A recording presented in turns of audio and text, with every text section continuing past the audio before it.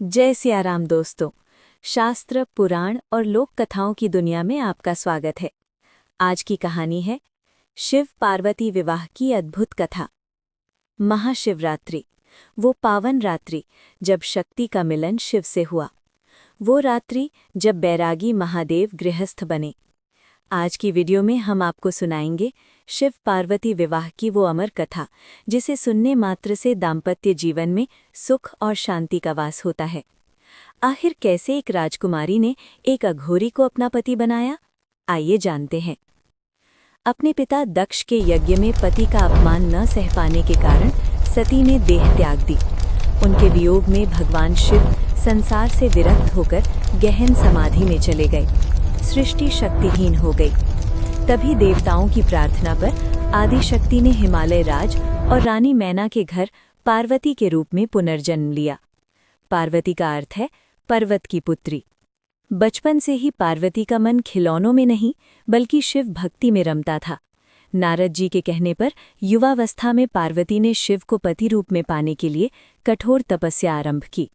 शुरुआत में उन्होंने कंदमूल खाए, फिर केवल सूखे पत्ते खाकर गुजारा किया और अंत में उन्होंने पत्ते खाना भी छोड़ दिया।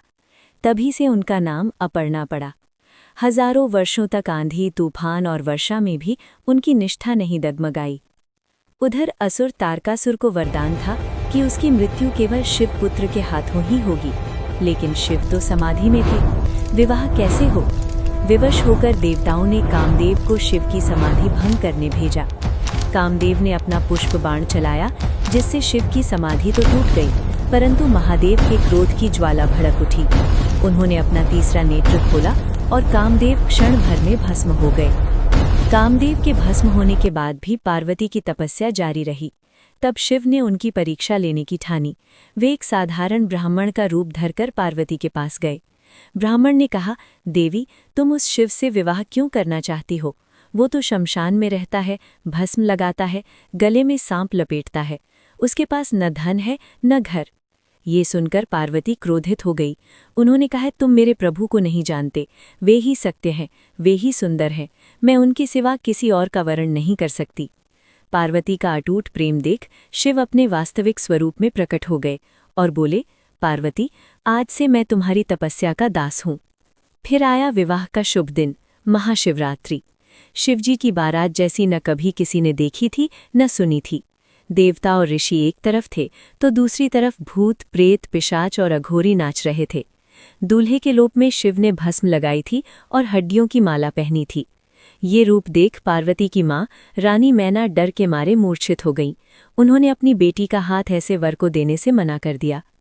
तब देवताओं की प्रार्थना पर भगवान शिव ने अपना चंद्रशेखर अर्थात अत्यंत सुंदर रूप धारण किया।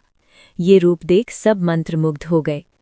विधि विधान से ब्रह्मा जी ने विवाह संपन्न कराया। शिव और शक्ति का मिलन हुआ, प्रकृति और पुरुष एक हुए। यही वो महान रात्रि थी जिसे हम महाशिवरात्रि कहते हैं। ये कथा हमें सिखाती है कि सच्चा प्रेम केवल रूप रंग नहीं देखता, वो त्याग और तपस्या मांगता है। जो भक्त इस रात शिव पार्वती के विवाह का स्मरण करते हैं, उनका वैवाहिक जीवन सदैव सुखमय रहता है। प्रेम से बोलिए, उमापति महादेव की जय। अगर आपको ये कथा पसंद आई हो तो वीडियो को लाइक करें और कमेंट में ओम नमः शिवाय लिखना न भूलें। चैनल को सब्सक्राइब करें। धन्यवाद।